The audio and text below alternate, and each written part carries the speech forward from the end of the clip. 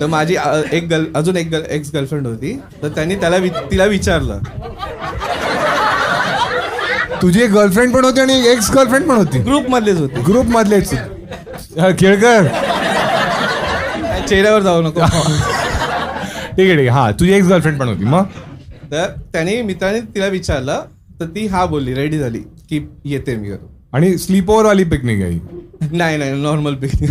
म्हणजे हा one day. रात्री राहणार होते ना तिकडे. हा तेच. अरे विचारतोय मी फक्त. हा ठीक आहे. मग ती रेडी झाली आणि एंड मोमेंटला म्हणजे माझी गर्लफ्रेंड रेडी झाली यायला. अच्छा, तर दोघी येत आहेत. दोघी पण येतात. गाव आहे का ना माझ्या भेडू.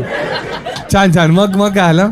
तर तिला बोललो जरा आपल्याला थोडं थांब, मी माझ्या मित्रांसोबत झालं, आपण नंतर जाऊ. पण ती अच्छा, तू स्वतःच्याच गर्लफ्रेंडला थांबवत होतास. किती नीच आहेस रे. मला माहिती होतं तिकडे लफडी होणार होती. लफडी नाही, तिकडे तू झोपणार. एक्स गर्लफ्रेंड येणार होती. हा छान. तर ती रेडी झाली तर मी बोललो चल आता तुला काय, आता नाही बोलू नाही शकत जास्त. तर बोललो चल. आणि तिकडे आम्ही गेलो. आम्ही सगळे ड्रिंक करायला बसलेलो मित्र वगैरे. तर ती माझ्या बाजूला होती आणि मी जस्ट तिला म्हणजे एक्सला इग्नोर करत होतो खूपच. हा, म्हणजे आता रॅन्डम आपण हाय हॅलो तरी करतो ना, तर असं काय आम्ही नाही करत. नाही असं का तुम्ही माझ्यावर का हसताय? मी नाही बोलत म्हणजे हा माझी आहे बरोबर तर